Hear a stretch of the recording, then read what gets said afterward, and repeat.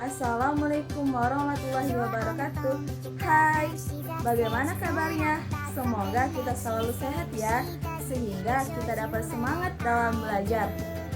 Kembali lagi bersama saya, Lu'lu'il Maknun, yang biasa dikenal dengan Lu'il. Kali ini kita akan membahas kejadian yang dialami suatu cairan. Yuk kita pelajari. Yuk, tapi mula-mula coba perhatikan gambar berikut ini. Gambar di sini adalah seekor serangga yang mampu berdiri di atas permukaan air. Kira-kira kenapa ya serangga ini dapat di atas permukaan tanpa tenggelam? Nah, dalam fisika ada peristiwa atau fenomena tentang tegangan permukaan. Hal inilah yang menyebabkan serangga itu dapat berdiri di atas permukaan air. Nah, penasaran kan bagaimana tegangan permukaan ini? Yuk kita mulai pembahasannya. Tegangan permukaan merupakan kecenderungan zat cair untuk menegang sehingga permukaannya seperti ditutupi suatu lapisan elastis. Baik, misalkan kita punya zat cair dalam wadah seperti ini. Nah, ketika kita perbesar, maka di dalam zat cair itu terdiri dari molekul-molekul atau atom-atom dari zat cair tersebut. Kalian tahu bahwa zat cair itu tidak serapat seperti zat padat.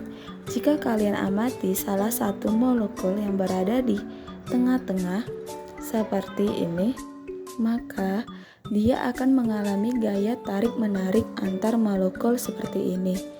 Nah, kalau kalian amati, gaya tarik-menarik ini seakan-akan simetris, sehingga dia tidak bergerak atau resultan gayanya nol.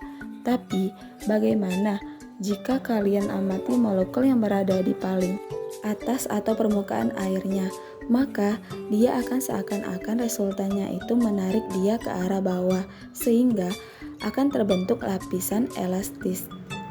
Molekul yang paling atas itu lebih rapat karena gaya tarik-menarik. Karena lebih rapat, maka dia akan cenderung memiliki sifat yang lebih menuju ke benda padat. Seperti itu, sehingga lapisan ini bisa membentuk lapisan elastis yang kemudian nanti akan memiliki tegangan permukaan. Nah, untuk mengetahui besaran persamaan atau rumus untuk tegangan permukaan, di sini ada sebuah percobaan. Kita punya kawat berbentuk U seperti ini. Kemudian di bagian bawah itu diberi kawat yang bisa bergerak. Nah, kawat ini kemudian diberi zat cair atau lapisan zat cair. Yang paling gampang adalah sabun.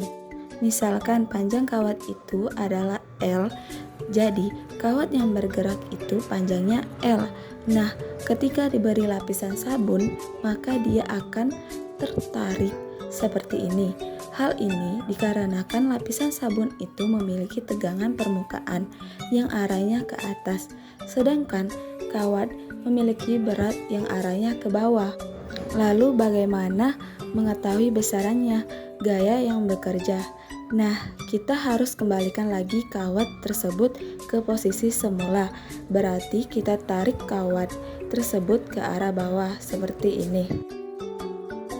Sehingga kita beri gaya misalkan Fv.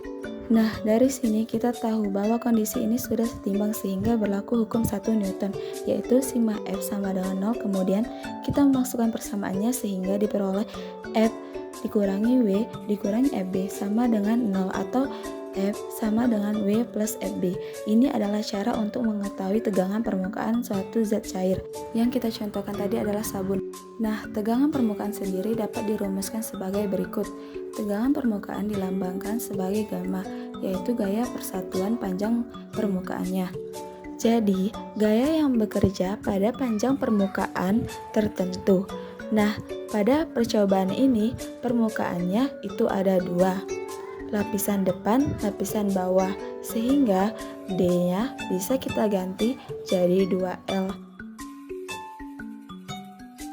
Nah, keterangannya adalah gamma merupakan tegangan permukaan, satuannya kilogram per sekon kuadrat, sedangkan untuk L itu panjang kawat, dan D panjang permukaan.